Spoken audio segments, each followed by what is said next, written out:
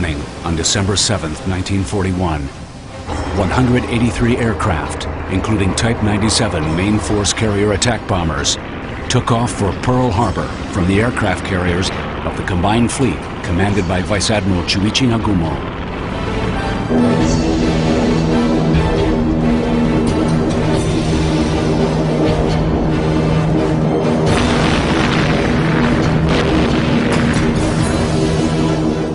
Tora Tora is a code.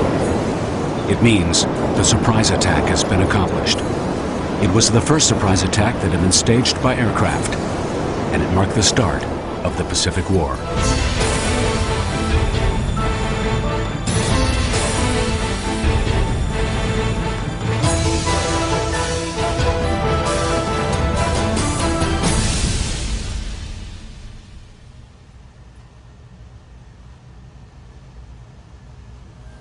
The Pacific War, which started with Pearl Harbor, completely changed the tactics of naval battle.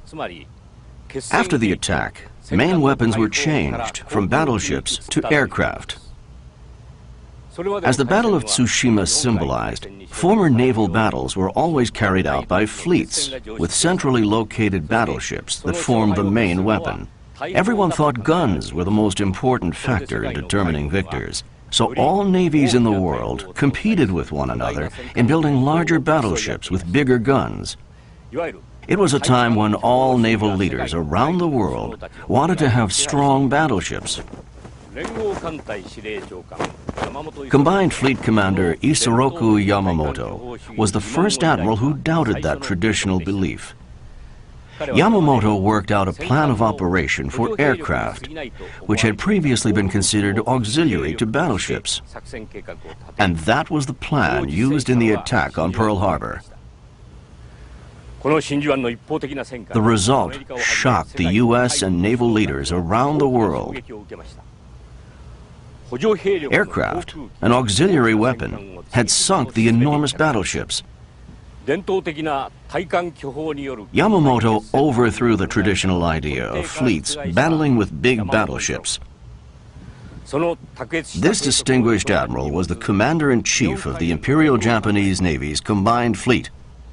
But the fleet ended up in ruins. Why did the Combined Fleet fall into ruin?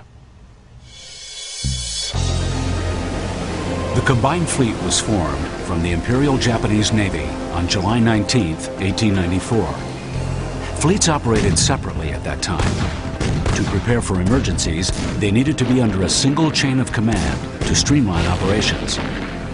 In the Sino-Japanese War, the Combined Fleet defeated the Chinese fleet, which had been considered the top naval power in Asia. 10 years later, it defeated the Lushan fleet, and also the unbeatable Baltic Fleet in the Russo-Japanese War. After the triumph of these two battles, Japan, which was just a small island in the east, became known as a notable naval power in the world.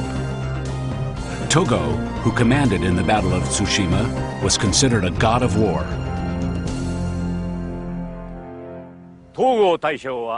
Togo commanded on the Mikasa battleship here in the Battle of Tsushima. Admiral Togo led his fleet to victory in the battle with his outstanding qualities, but other keys aided his success. They were lucky enough to pinpoint the Baltic Fleet in the vast expanse of the sea, and the factors which brought victory were larger battleships and bigger guns.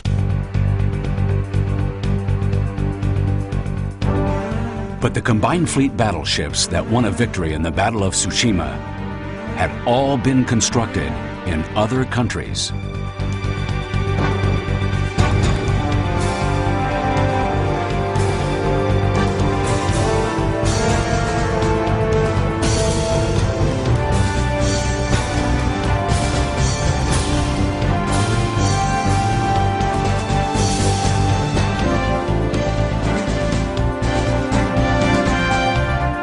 Admiral Gonohoya Yamamoto had deep concerns about this. He was the founder of the Combined Fleet. Gonohoya Yamamoto was trying to make Japan a strong naval power. He prompted the domestic production of battleships. that had to be faster than any others in the world and had to be able to mount larger guns. A stupendous state budget was established to realize the plan, and many talented people were brought on the project.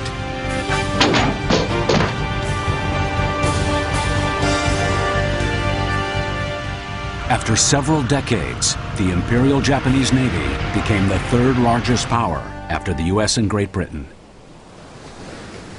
Japan, the US, and Great Britain tried to stop the battleship arms race. They negotiated and signed treaties several times. But in 1934, Japan abrogated the Washington Naval Treaty. In 1936, the disarmament conference in London broke down. The world plunged into the arms race. All navies around the world became more intent on building larger battleships with bigger guns.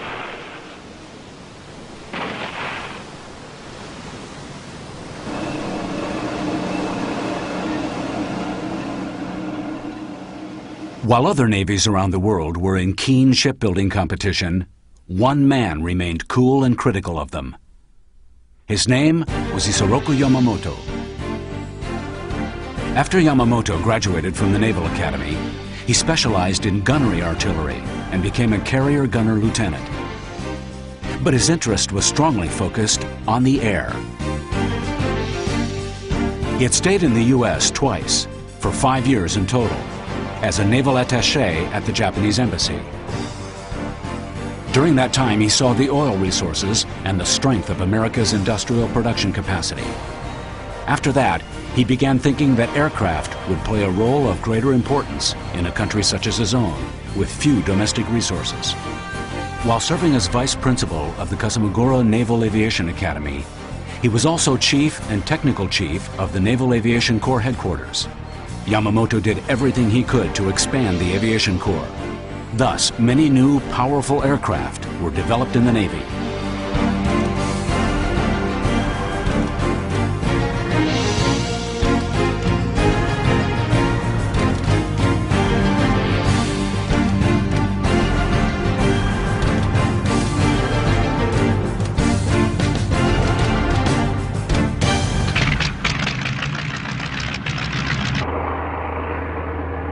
The front in China had been expanding.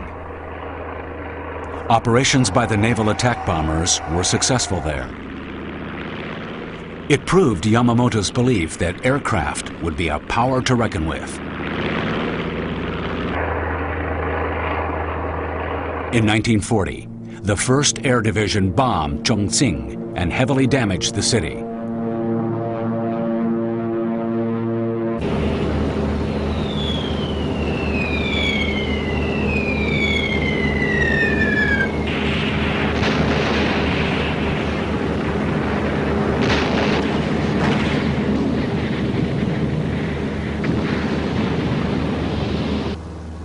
This operation had been commanded by Rear Admiral Tamon Yamaguchi, who later became the captain of the aircraft carrier Hiryu and commanded its air regiment until the end of the Battle of Midway. Early on in the shipbuilding arms race, Yamamoto insisted on the superiority of aircraft to battleships. But most still believed that battleships were still the Navy's main force and that victory was dependent on them. Aircraft were considered merely an auxiliary weapon. Since 1901, the principle of the Navy had been order of matter of weight for naval battle, and leaders of the Navy clung to it in the Showa period, beginning in 1926. The strategy based on this principle was as follows. Japanese destroyer squadrons were very good at night attacks. They would catch the enemy fleet in the Pacific Ocean and make night attacks with subs and destroyers to decrease the enemy's power. They would repeat the night attacks as the enemy fleet approached Japan. Then one of the most powerful fleets in the world would fight against them. The scenario was for fleet battle to defeat the enemy, and it was called ambush and decrease.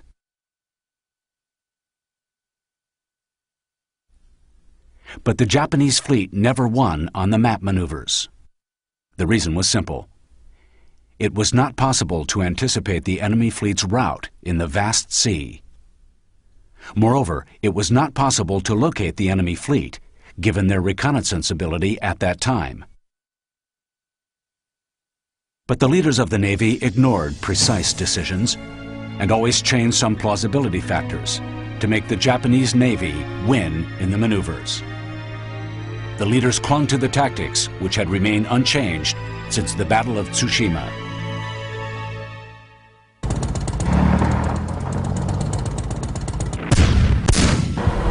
On September 1st, 1939, Hitler invaded Poland. It marked the beginning of the Second World War. Yamamoto said, "If Japan allies with Germany and Italy, we will surely be dragged into the war." He opposed the alliance with Germany and Italy. Because of his position, Yamamoto was targeted by an assassin. The Minister of the Navy, Mitsumasa Yonai, worried about Yamamoto's stance. So he dispatched Yamamoto as Commander-in-Chief of the Combined Fleet. Ironically, history led Yamamoto, who insisted on avoiding war against the United States, to elaborate the plan of operations to fight the U.S. as Commander-in-Chief of the Combined Fleet. Isoroku Yamamoto was opposed to warring with the United States. Thus, he strongly objected to the Triple Alliance of Japan, Germany, and Italy. Though he wanted to avoid war with the United States, he would eventually have to fight the United States and Great Britain. He knew the huge gap between Japan and U.S.-owned oil resources and the strength of America's industrial production capacity. The United States was a country which Japan must not fight, but he was led away from his hopes and toward December 7th. The day the Pacific War began. Conventional tactics would never bring victory to Japan, so the only choice was to fight with an audacious strategy, to make the U.S. lose its will to fight and thus make peace with them. That was his plan from start to finish, and it was the background for the attack on Pearl Harbor. This plan, which used aircraft as the main weapon, was strongly rejected by other naval leaders. It was too novel to them. Yamamoto said, "If the plan is rejected, I will resign from my position." His strong volition was accepted with reluctance on October 19th, just 2 months before the attack. Just before the war started, the Japanese Navy owned 10 battleships, 6 fleet carriers, about 2,000 aircraft, and about 200 warships. Yamamoto organized them into 6 fleets to prepare for war.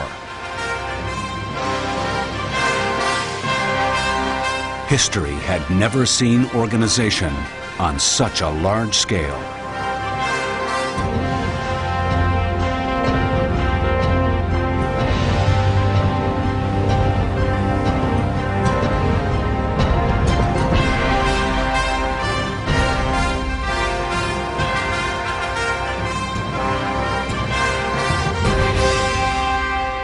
Early in the morning on November 26, 1941, Vice Admiral Chuichi Nagumo and his first air fleet quietly left Iturup Island for the North Pacific.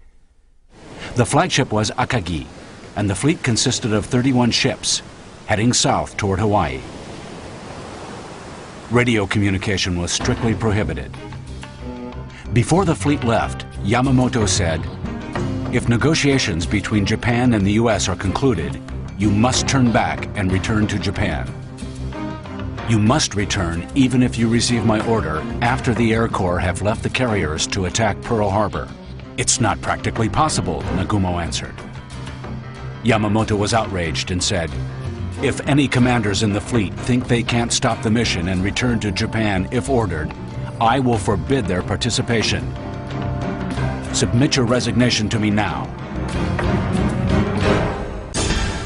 But things were not as Yamamoto wished.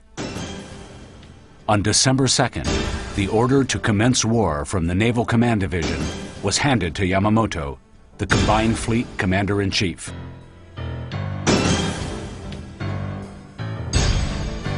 The next day, Yamamoto sent a code to all divisions in the Combined Fleet.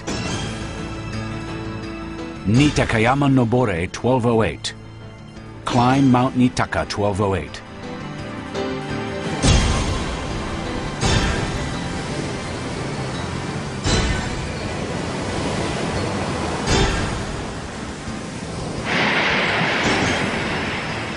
At 4:30 a.m. local time on December 7th, 1941, Nagumo's air fleet arrived at a point 230 nautical miles north of Oahu in Hawaii.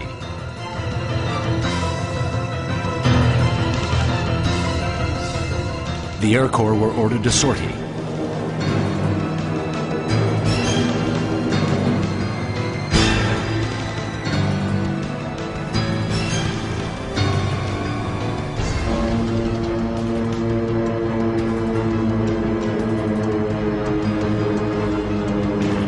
At 6 a.m., 183 aircraft of the first wave of attackers left Akagi and 5 other carriers for Pearl Harbor.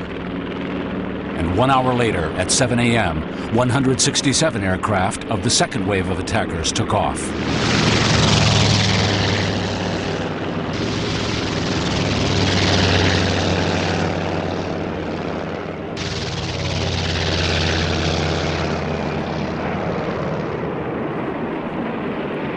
Even if we run a risk, we should start the war with the attack on Pearl Harbor, said Yamamoto.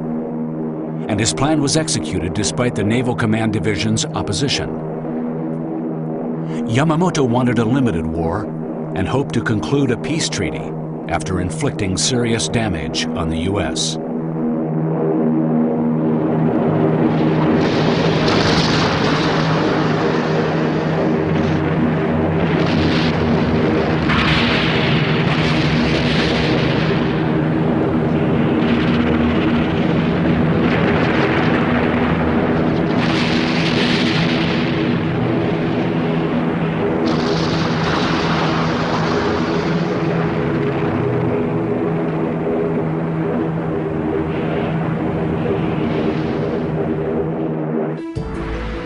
A total of 350 aircraft attacked in 2 waves, and 8 battleships of the U.S. Pacific Fleet were sunk or seriously damaged. 10 other ships and 200 aircraft were destroyed. Losses to the Japanese air fleet were 29 aircraft. It was a runaway victory.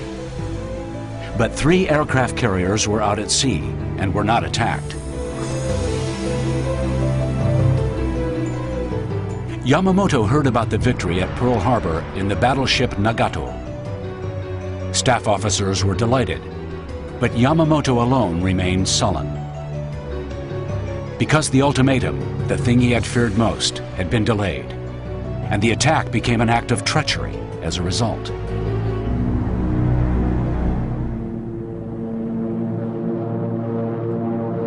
Two days later, news from the South pleased him. Britain's Force Z, centered on the new battleship, the Prince of Wales, appeared off the coast of Malay.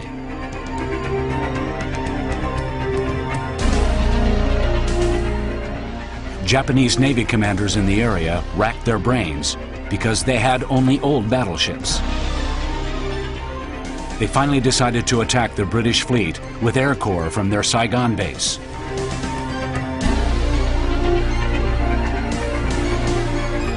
The world's first battle between aircraft and battleships began.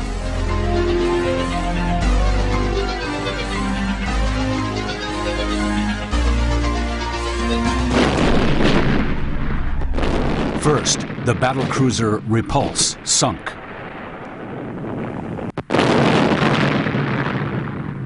Then the Prince of Wales was attacked by Type 96 and Type 1 attack bombers and sunk.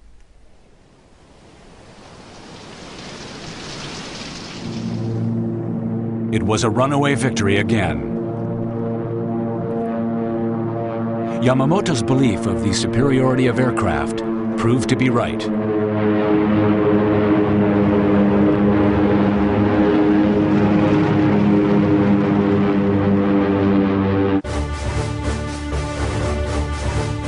Admiral Nimitz, who had commanded the Pacific Fleet in Pearl Harbor, where it faced a crushing defeat, had this to say following the war. "I am also a naval officer, so I wanted to see a fleet battle with our battleships up against the Japanese battleships. But the surprise attack at Pearl Harbor showed us that there was a more powerful and effective weapon. Who wouldn't want to use that power?" Air fleets, centered on aircraft carriers, was originally the mastermind of Vice Admiral Jizaburo Ozawa. It was a unique tactic of Japan's Navy and was unparalleled in the world. With the devastating blow to Pearl Harbor, Admiral Nimitz rated these tactics highly and started organizing his air fleet. The first priority of U.S. production became aircraft and aircraft carriers.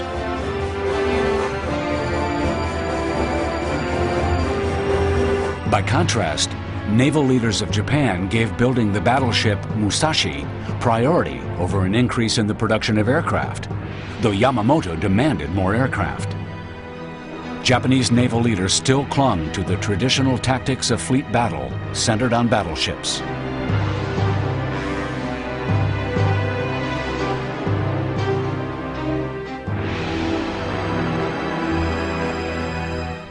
The strategy for Hawaii, which Japan called its first stage operation, along with a plan to gain oil, rubber, and other raw materials through its invasions of the South Pacific, was a series of complete victories.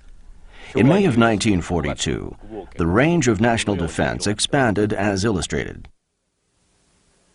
The second stage operation that Admiral Yamamoto proposed then was the radical plan to attack Hawaii. He thought that if Hawaii fell into the hands of the Japanese military, Japan would be in a good position for peace negotiations.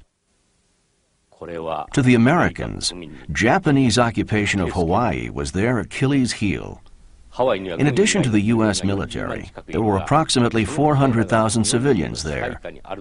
To think that those people would be under occupation must have been a huge pressure to the American people. The U.S. would not only lose its main base for the Pacific War, also the West Coast would be in danger of attack, and also it would be a good trap to make the rest of the American ships come out to the Pacific. Admiral Yamamoto's true intent was to suppress the enemy before the U.S. unleashed its full power on them.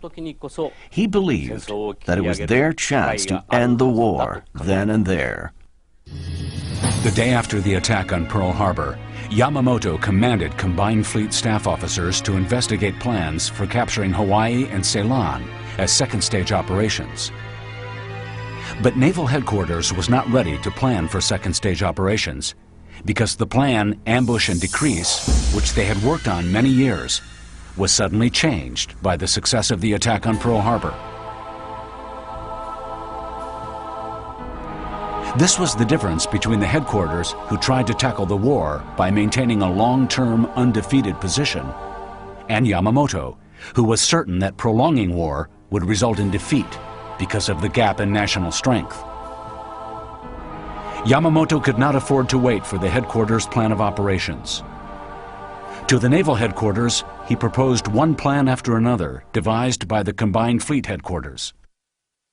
The Ceylon operation was to invade Ceylon in the Indian Ocean, in alliance with Germany, which was advancing into the Middle East. On March 8th, this plan was officially shot down by the Naval Headquarters and the Imperial Army Headquarters. On April 2nd, he proposed another plan of operation as follows. Late May, the Port Moresby invasion. Early June, the Midway invasion. Mid-July, the Fiji-Samoa strike. Preparation for the Hawaii invasion targeted for October. The plans proposed by Yamamoto and others again received tremendous opposition from the Naval Headquarters, except for the Fiji-Samoa strike. In particular, no one supported the Midway operation, saying it was hard to believe that U.S. aircraft carriers would fight over small islands such as Midway. They debated for over 2 days, but neither side would give in. Finally, Admiral Yamamoto claimed he would resign if this plan wasn't passed. That put an end to the debate. Yamamoto's plan of operation was approved by Naval Headquarters, though many of the officers were dissatisfied. Right after this event, a significant incident occurred which frightened the Imperial Headquarters. On April 18th, B-25 bombers were dispatched from the aircraft carrier Hornet and headed for Tokyo under the command of Lieutenant Colonel Doolittle.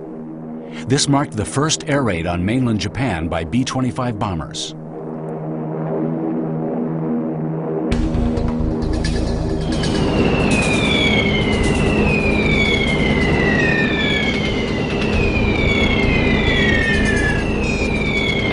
This air raid on the mainland shook the Imperial Headquarters to the core. All of a sudden, the Naval Headquarters, who were reluctant to proceed with the Midway operation, became aggressive. Yamamoto's goal was to lure out the enemy aircraft carrier units, which they missed at the attack on Pearl Harbor, and completely destroy them. But the Naval Headquarters added the invasion of the Aleutian Islands to their original plan to invade Midway Island. Furthermore, the Army, who had been acting perfectly unconcerned, decided to dispatch units to Midway and the Aleutians. As a result, the true goal of Yamamoto was gradually becoming distorted. It was shifting from the destruction of the enemy carrier fleet to the occupation of the islands. Nevertheless, Yamamoto and the Combined Fleet Headquarters had no doubt about victory over Midway.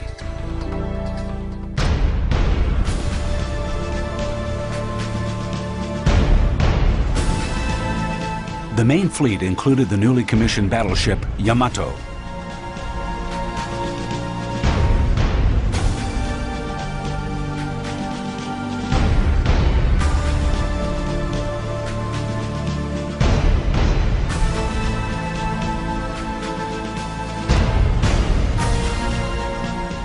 The First Air Fleet consisted of 4 carriers, including Akagi and Kaga.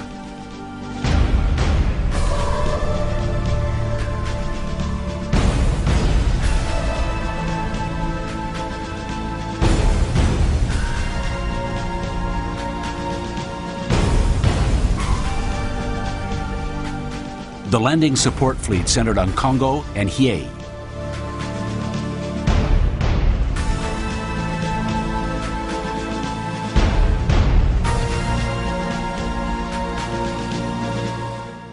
Yamamoto dispatched nearly all the combined fleet to Midway. Including the unit sent for attacking the Aleutians, centered on the aircraft carrier Junyo, it amounted to 11 battleships, 8 aircraft carriers, 11 cruisers, 350 other large and small vessels, 1,000 aircraft, and 100,000 soldiers. The target day of occupying Midway was scheduled for June 7th. Each unit was divided into 10 groups and headed for Midway and the Aleutians. Yamamoto thought there were no enemy aircraft carriers near Midway. But if they attacked Midway, the enemy carrier fleet would respond. Nagumo's first carrier fleet would then crush the enemy aircraft carriers, which they missed on Pearl Harbor. The Japanese plan went straight into enemy hands. Based on the decrypted information, Nimitz planned to lie in ambush for the Nagumo carrier fleet. The 16th Carrier Fleet, led by Spruance, was accompanied by the aircraft carriers Enterprise and Hornet, and the 17th Carrier Fleet left Pearl Harbor. 2 carrier fleets waited in ambush for the Nagumo carrier fleet at a point 320 nautical miles from Midway Island. However, Nimitz was not absolutely sure of their victory. He issued a command saying, "If it is unlikely we will give great damage to the enemy, we should not expose any of our fleets." Nagumo's carrier fleet arrived at a point 240 nautical miles from Midway at 4:30 a.m. on June 4th. 108 aircraft left to attack Midway from 4 aircraft carriers.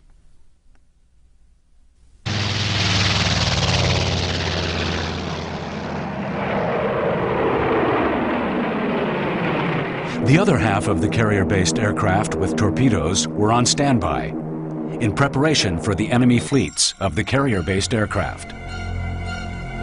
Nagumo firmly believed there were no enemy aircraft carriers in the surrounding sea, so his search mission using 7 reconnaissance planes was very poorly done. The reconnaissance planes were not dispatched promptly, and some of them merely flew above the clouds without surveying the water surface.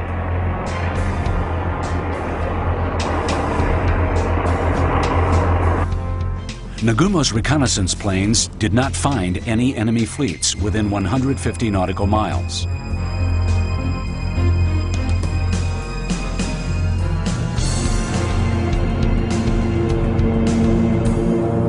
When the first attack unit, led by Lieutenant Joichi Tomonaga, was approaching over Midway, it was attacked by enemy fighters.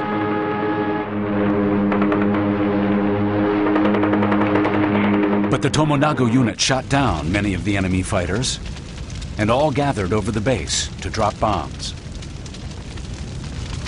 The enemy aircraft had already retreated to the air, and the bombing was in vain.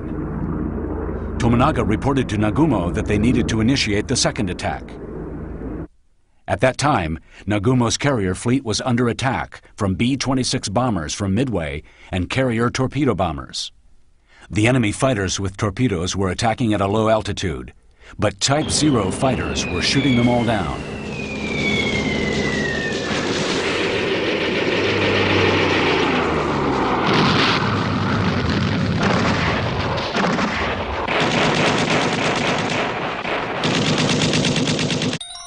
Nagumo hesitated. The 1st Air Attack Corps had demanded a second wave assault. On one hand, reconnaissance planes had no reports of encountering the enemy. Half the carrier planes were prepared for the appearance of enemy ships and were standing by with torpedoes loaded. Not long afterward, the carrier planes for the first assault would return. When they did, the crew would be busy refueling and re-equipping the planes, and the deck would be extremely crowded. Nagumo made his decision. The second wave attack should be carried out while the enemy could not be seen in the area. The first step of Nagumo's orders was to replace the torpedoes on the carrier planes with bombs designed for land. 13 minutes after the orders were given, Nagumo received notice from a reconnaissance plane. 10 vessels spotted, thought to be enemy vessels. Nagumo, basing his orders on the assumption of no enemy fleet in the area, jumped up in astonishment. The order was replaced by a new order. Prepare to attack the enemy fleet. Keep torpedo bombers in position. The change to orders caused great chaos on the ship.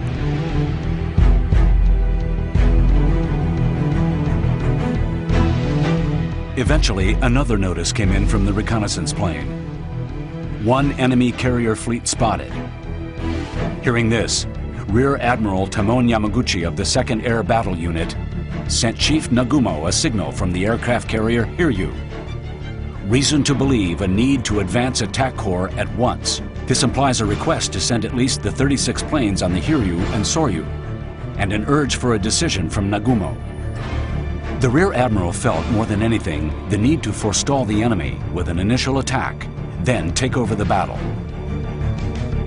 In an air battle, a quick decision could decide the outcome. However, Nagumo ignored this signal. He gave orders for the first wave Midway attack unit to come in.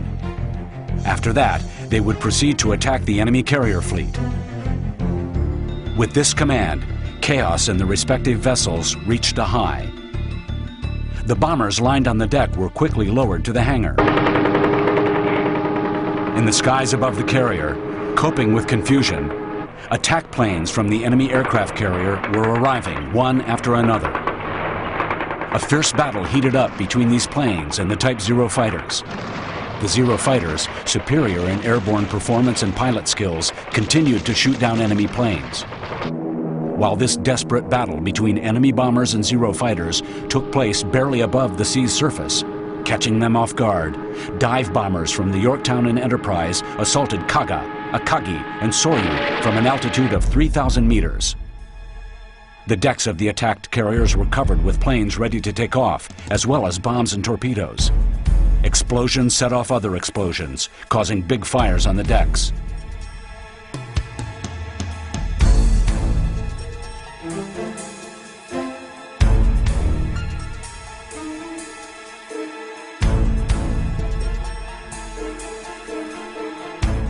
Only minutes after the attack started, 3 of the 4 prided aircraft carriers lost their ability to battle.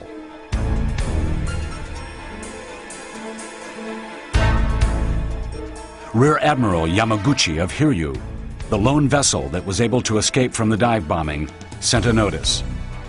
All planes taking off are to destroy enemy aircraft carrier. 18 bombers and 6 Zero fighters took off from the decks of Hiryu in the direction of the enemy carrier. Hiryu's attack unit located the Yorktown and attacked. 3 bombs hit Yorktown's deck. However, due to furious anti-aircraft firing, the attack unit incurred considerable losses, including 16 of its aircraft.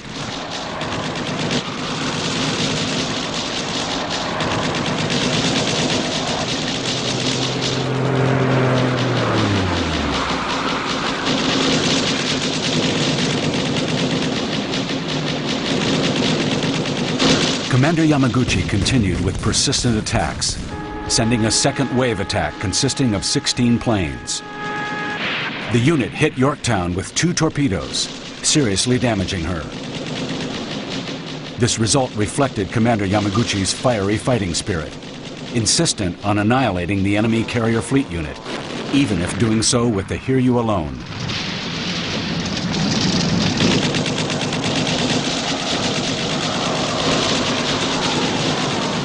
Lieutenant Tomonaga, leader of the attack unit, was killed in this battle. He had repeated daring attacks against the enemy, even after his plane had been struck by enemy fire.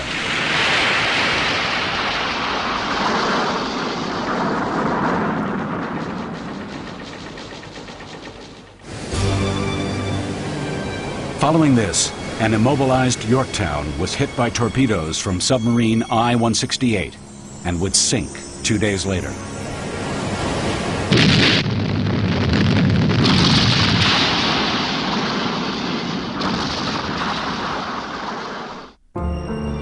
After the assault on Yorktown, the last remaining ship, Hiryu, was met by a surprise attack by dive bombers, bombarded and destroyed.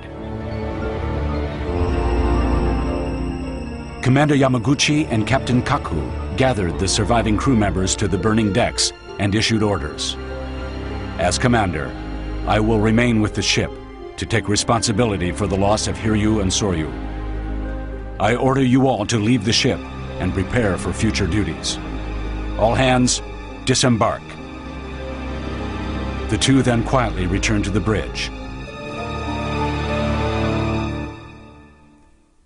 The losses suffered by Japan in this sea battle were 4 aircraft carriers, 1 heavy cruiser, and 243 airplanes.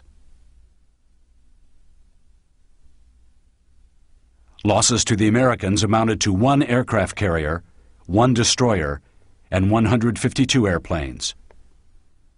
It was an overwhelming victory for the Americans. Nobody expected the Midway defeat. Analysts have come up with numerous reasons for it,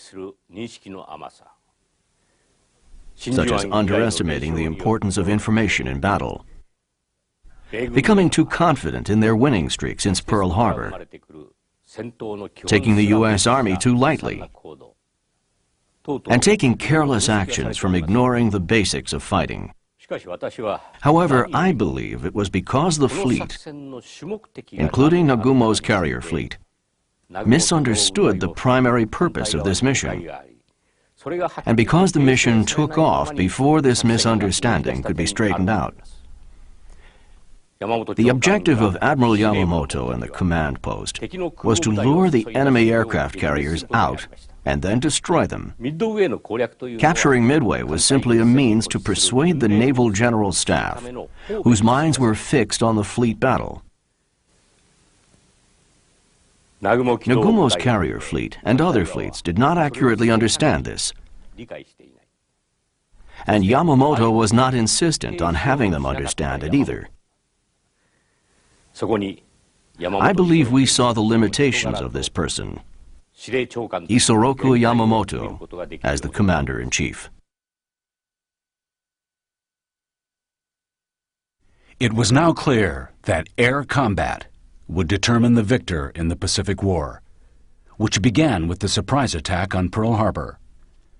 A comparison of the number of aircraft carriers used by the two sides since the beginning of the war illustrates the following. At the start of the war, the Japanese had an advantage of 6 carriers to 5, and gained on its advantage after sinking the Lexington at the battle in the Coral Sea 1 month before Midway.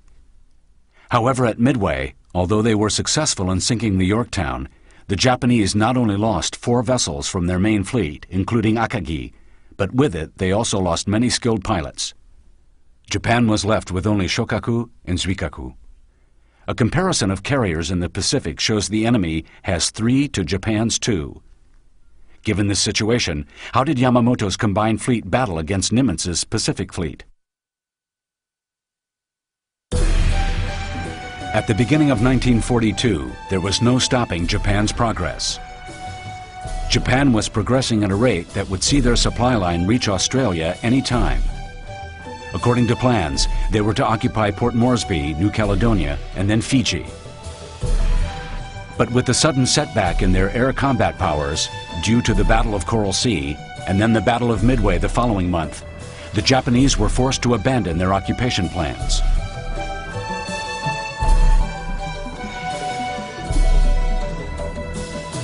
Instead, Japan decided to strengthen the defense of their Rabaul base and started constructing a number of base facilities. On May 2nd, they captured the strategic point Tulagi, and on the 4th, they began building an airport in Runga, Guadalcanal. However, on August 7th, the Allied forces recaptured Tulagi and Guadalcanal in a counterattack. No one at the Imperial headquarters anticipated this attack by the Allies, led by the U.S. forces, as a full-fledged counterattack.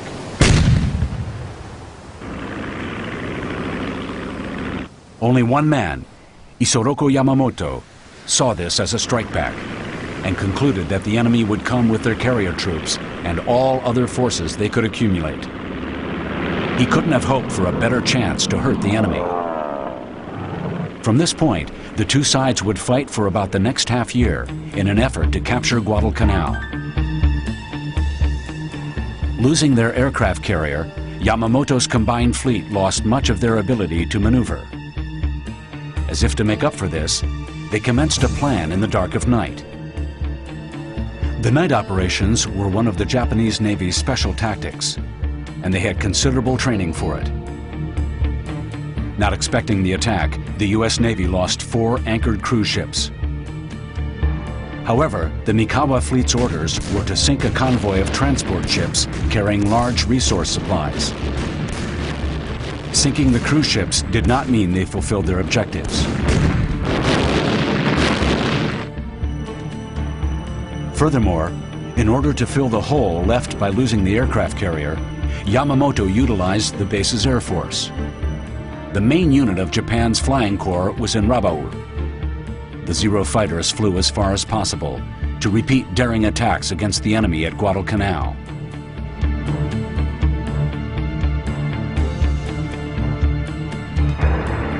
But it was 1,000 kilometers to Guadalcanal. Although the Zero fighter is known for its abilities to fly long distances, it could not fight the enemy for even 20 minutes.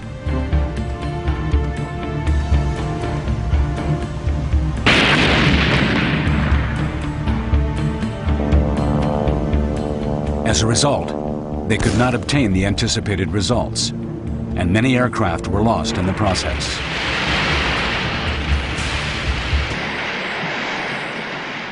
Then it was the newly formed enemy air fleet who made the next move. It was just as Yamamoto predicted.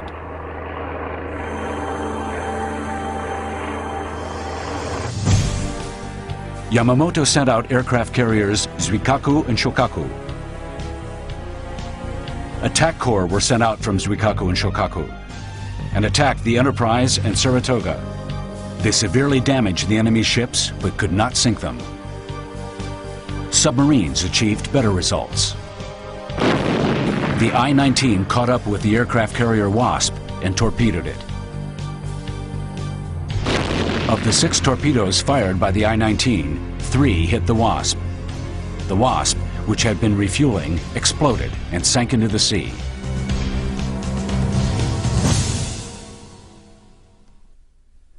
On August 28, 1942, about 2,000 kilometers north of the Solomon battlegrounds, Yamamoto arrived at Truk Island with battleships Yamato and Musashi. Yamamoto gathered all his soldiers here.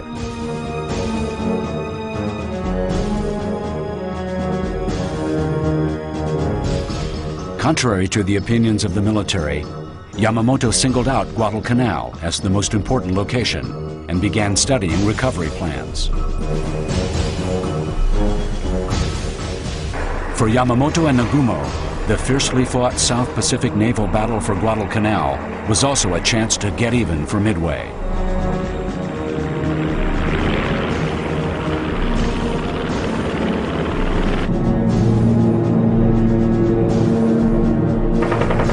The attack corps dispatched from Zuikaku and Shokaku assaulted the enemy carrier in 3 waves. They sank the Hornet and left the Enterprise heavily damaged. However, for the Japanese, Shokaku had also been damaged, losing about 40% of its planes. They also lost the best commander since Pearl Harbor and many pilots.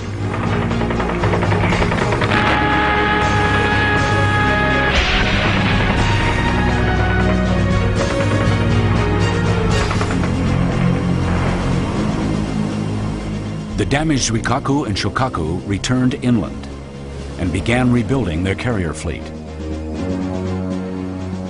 Meanwhile, having made emergency repairs at an advanced base, Enterprise had quickly returned to the battleground.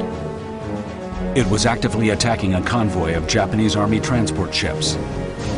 The differences in the emergency repair abilities of the 2 sides was an invisible but significant factor in the outcome of the battle.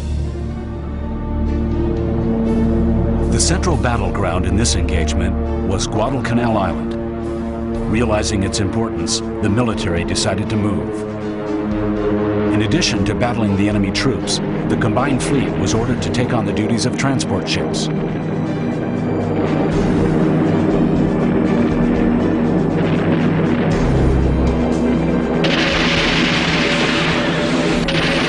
At the First Naval Battle of Solomon, fought under such conditions, Japan's specialty night operations were met by advanced radar firing that the enemy introduced for the first time. Japan incurred a crushing defeat.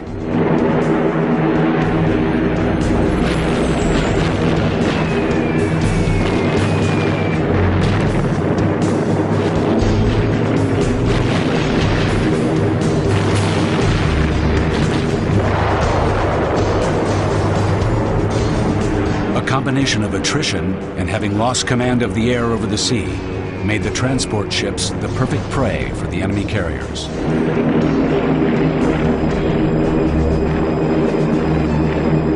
From the overwhelming material superiority, coupled with the Imperial headquarters underestimating the enemy, Japan experienced unimaginable sacrifice and destruction at Guadalcanal. The Japanese troops finally abandoned the island in February 1943. After leaving Guadalcanal, the Imperial headquarters tried to halt the enemy attack at either the Solomon Archipelago or New Guinea. However, Yamamoto's plan was not only to give up New Guinea, but Rabaul as well, and shrink the extended front line, and build up impregnable defenses along the Marshall Islands from Truk. He was committed to challenging the enemy to an air battle in an attempt to buy time so the strategy could be put in place. This was Project I. Yamamoto deferred his commanding post to Rabaul.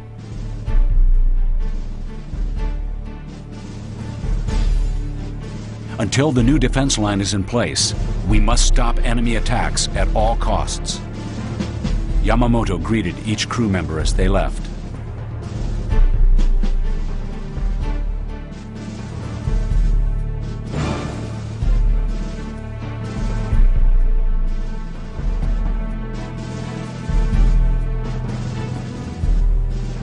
Watching Yamamoto see off the attack troops in his crisp white summer uniform raised the spirits of the soldiers.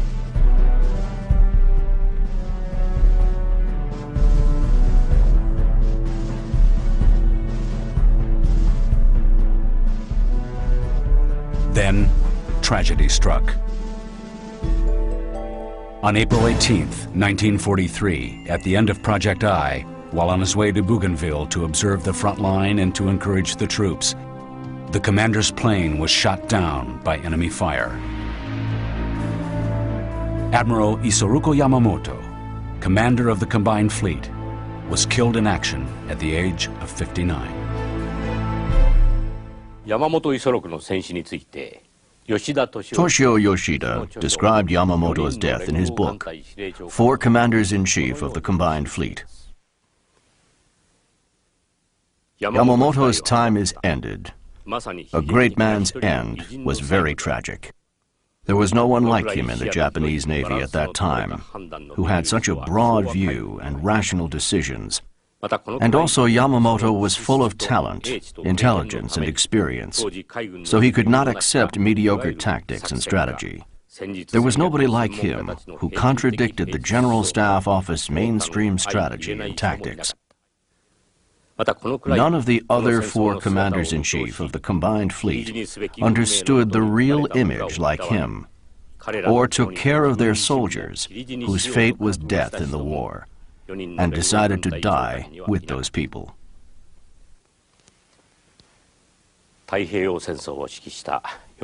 Four commanders-in-chief of the Combined Fleet, who led their men through the Pacific War.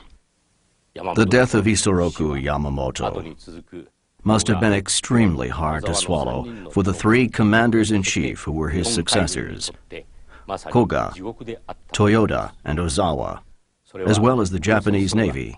The war had been led by Yamamoto, who had a very unique personality. His existence in the Navy was so important that no one could replace him after death, in the middle of the battle plans. Let us look at the tragedy of the Japanese Navy following Yamamoto's death.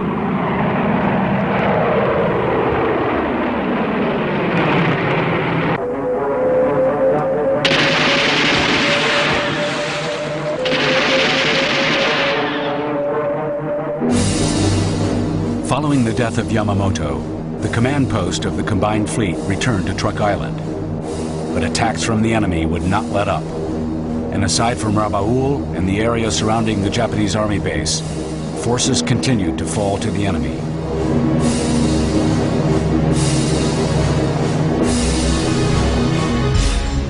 Again, a comparison of the aircraft carriers of Japan and the U.S.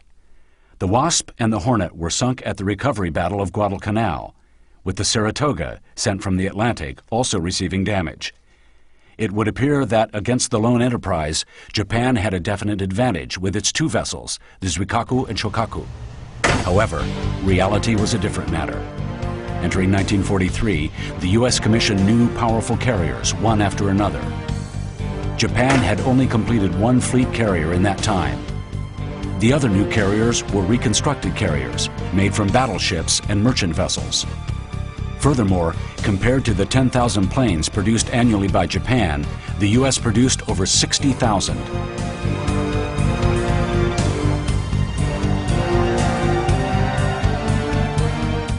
The gap in natural resources and production capabilities, areas Yamamoto feared the most, were becoming apparent. Admiral Miniichi Koga, Yamamoto's successor, declared, "We will not leave our soldiers defending islands out there to die. If an enemy attacks, the Combined Fleet will be there to save you." However, counter to Koga's declaration, the South Pacific Islands continued to be taken over by the enemy. Not only that, but the enemy was pressing to the point where the Combined Fleet main base on Truk could be assaulted from the air at any time. The following year, January 1944, an enemy reconnaissance plane flew over Truk. Truk was known as Japan's Pearl Harbor. Koga predicted a raid by the enemy on Truk anytime from mid to late March, but assault from enemy planes began 1 month earlier than expected.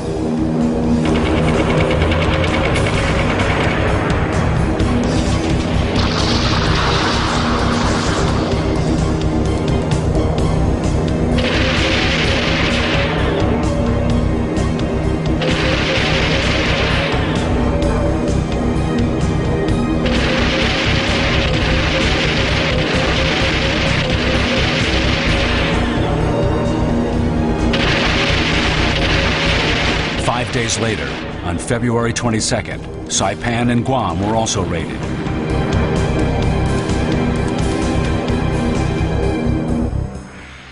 The Combined Fleet Commander Post, who had transferred from Truk to Palau, was forced to transfer again, this time to Davao.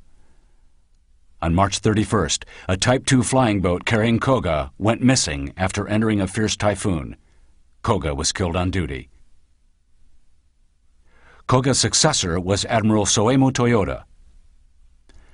Unlike his predecessor, Koga, who tried to strengthen the defense, Chief Toyoda accepted the wishes of the imperial headquarters to go to sea and battle aggressively.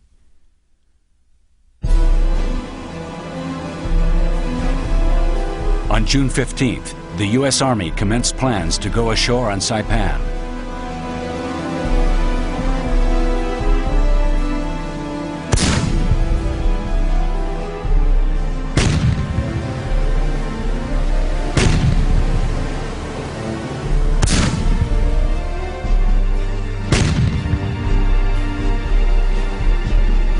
The distance from Saipan to Tokyo is 2,500 kilometers, short enough for a B-29 bomber to make an air raid.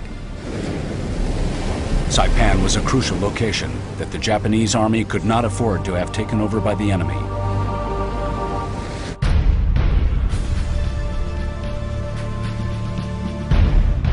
Toyota sent the entire combined fleet to Saipan.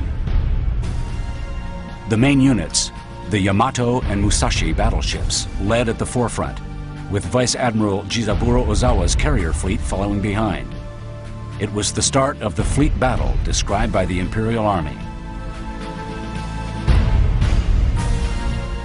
Ozawa raised the flag on the newly commissioned aircraft carrier Taihu and sailed out together with Zuikaku and Shokaku.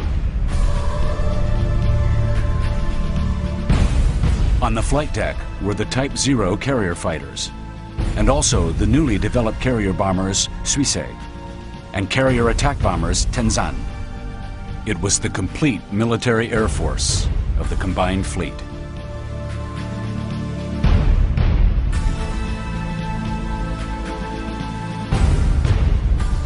Ozawa decided to take the outrange tactics for this plan. This strategy utilizes Japan's aircraft to their full potential. Japanese aircraft leave from an area American aircraft cannot reach and depart for an attack before the American fleet can find them. These tactics should have brought victory to the Japanese fleet. Ozawa and Imperial headquarters believe so. But when the first attack corps reached the U.S. Air Fleet, something unexpected happened.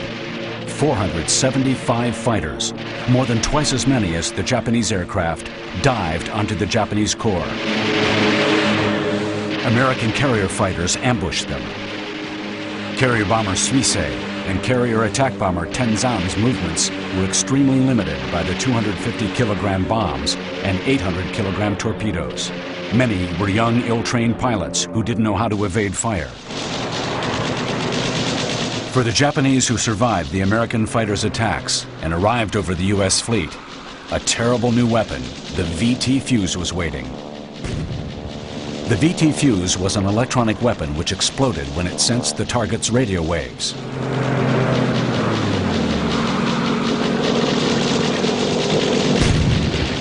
Though Ozawa believed he would be victorious, his outrange tactics ended in miserable defeat.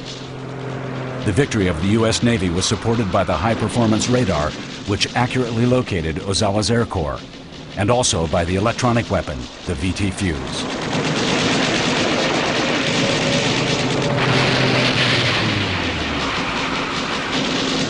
The Japanese combined fleet lost about 200 precious aircraft out of 300. Moreover, the newest aircraft carriers, Taiho and Shokaku, along with many successful combat carriers in combat since Pearl Harbor, were lost to submarine attack. But Ozawa was still full of fight. On the next day, he organized the Air Corps with the rest of the aircraft and sent them to attack the American Air Fleet. But the Air Corps could not find them, and conversely, they were attacked by 150 American fighters. The Japanese combined fleet was obliterated.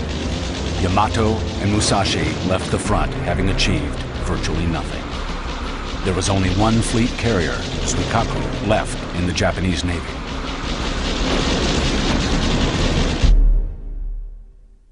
After the Battle of the Philippine Sea, Saipan, Tinian, and Guam fell to the United States. The Japanese defense line moved back again, and Americans started landing operations in Leyte to regain the Philippines.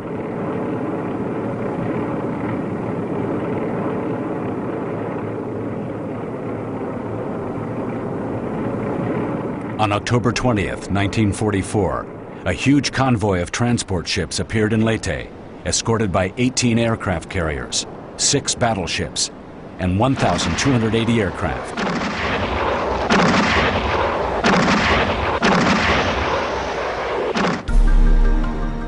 After fierce bombardment from warships, air attacks and infantry landings were started.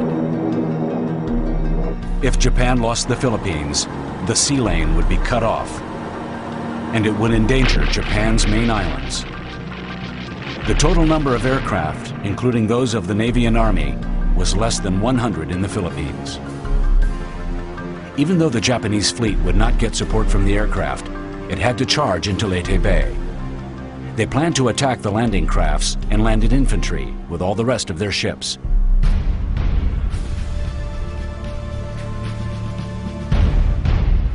Commanders of the combined fleet ordered the operation Show One Go. The fleet had battleships Yamato, Musashi, and Nagato, and was commanded by Kurita. From the other route, 2 fleets were commanded by Nishimura and Shima. 3 fleets in total tried to enter Leyte Bay. Ozawa's air fleet, which had only Suikaku and 3 other escort carriers, tried to lure Halsey's huge American air fleet to the north to support Kurita's fleet charging into Leyte Bay.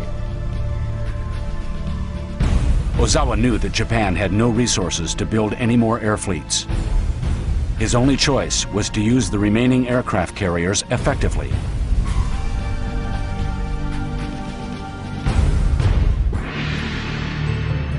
Kurita's fleet left Burney, made its way to the south of Mindoro, and entered the Sibuyan Sea.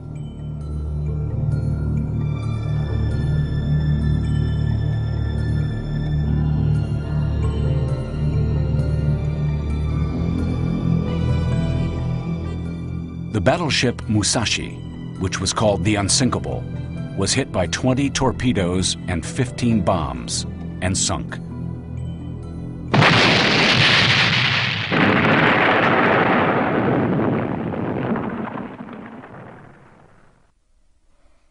Even after the sinking of Musashi, Kurita's fleet kept on going to the south toward Leyte Bay, while Ozawa's fleet succeeded in luring Halsey's fleet.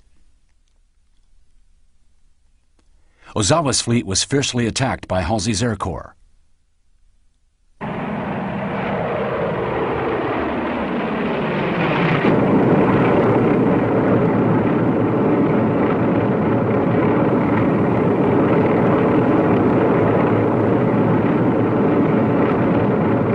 Ozawa had only 13 fighters to protect his fleet.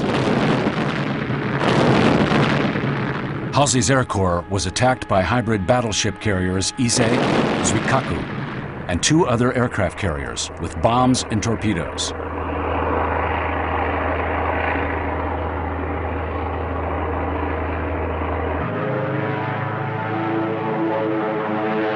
Ozawa's fleet carried out their mission at the sacrifice of their ships.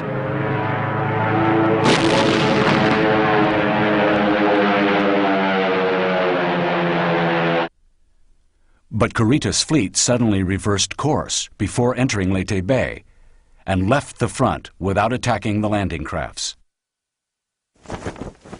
Since the war, this mysterious return has been theorized by many people. In fact, there was not enough communication, which originated from distrust among the fleet commanders.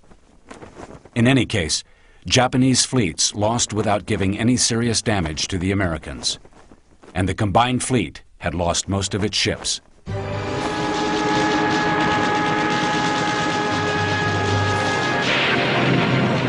After this defeat, the tragic kamikaze attacks began. Pilots crashed into enemy ships.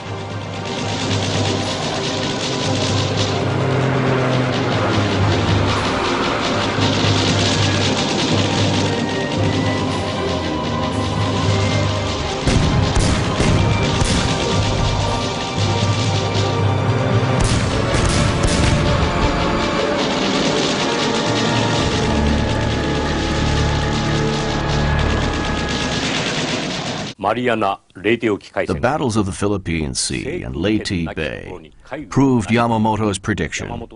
There is no navy without mastery of the air.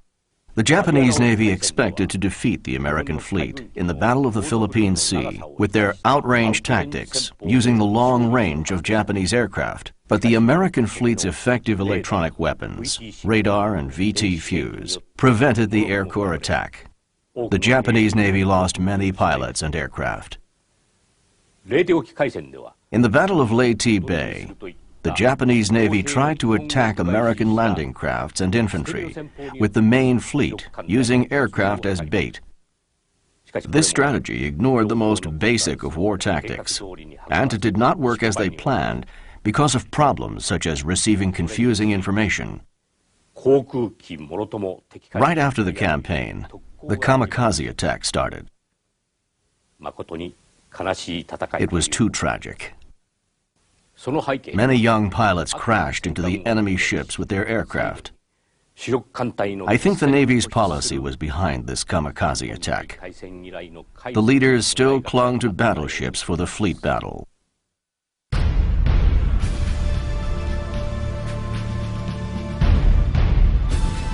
At dusk, on April 6, 1945, the battleship Yamato left for Okinawa.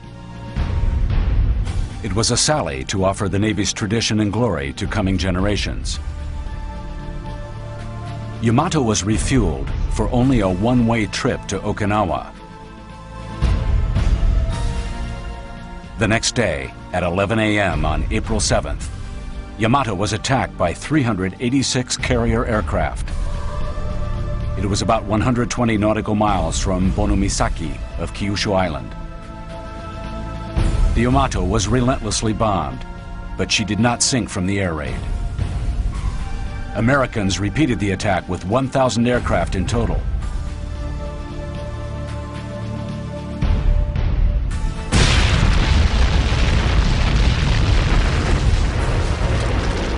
Finally, the Yamato could not withstand it anymore. At 2:23 p.m., she sank. It was the last day of the combined fleet of the Imperial Japanese Navy.